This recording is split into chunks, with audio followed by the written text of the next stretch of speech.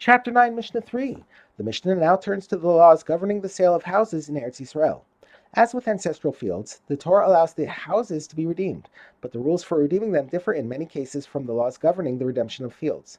The Torah divides houses into two categories, each with its own set of rules. Houses in cities or towns that have a wall around them, walled cities, and houses in cities or towns that are not surrounded by walls, open cities. The next four Mishnahs discuss the laws of houses in walled cities.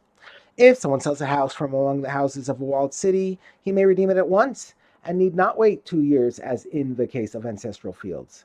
And he may redeem the house anytime during the first 12 months after the sale. However, once 12 months pass, the house becomes the permanent property of the buyer and the original owner no longer has the right to redeem it. If the seller does redeem his house during those 12 months, he must buy it back for the full price he received for it. He does not deduct anything for the weeks or months during which the buyer lived in it. The Mishnah comments about the unusual character of this law. The situation is like paying interest on a loan, which is forbidden, but in fact it is not a forbidden interest payment. It looks like a case of forbidden interest because when the seller redeems the house, he gives back all the money he received for it. Thus, the money he originally received from the buyer was in effect a loan, which he repaid when he redeemed the house. During this time, however, the buyer also lived in the house for free. This amounts to an interest payment of the loan. Thus, it should be forbidden. Nevertheless, it is not considered a case of forbidden interest because it was always possible that the owner would not redeem the house and the sale would stand. In that case, the buyer would be living in the house rent-free because it was his house and not because he was collecting interest. Therefore, even if the seller does redeem it, the extra benefit the buyer receives by living in the house is not considered a forbidden interest payment. The Mishnah teaches several laws concerning the 12-month time limit for redeeming houses in walled cities. If the seller of a house in a walled city dies within the first 12 months after the house was sold, his son may redeem the house during those 12 months because he inherits his father's rights.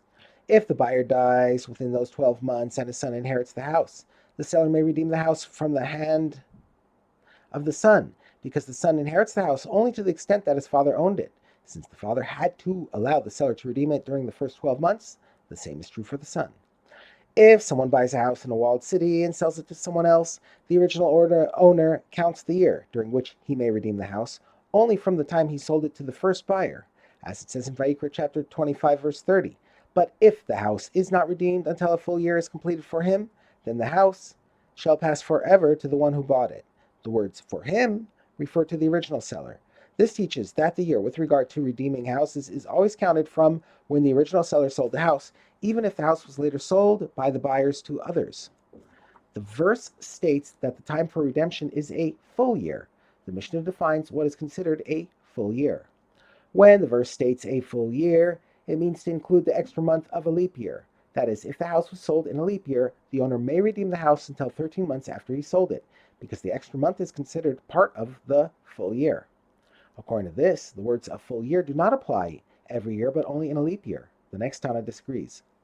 Rebbe says the words "a full year" teach that we give the original owner a full year in every year, i.e., we give him a year and its extension, the 11 extra days needed to make up the difference between a lunar year and a solar year. In other words, we give him 365 days to redeem it, regardless of whether the year is a regular year or a leap year.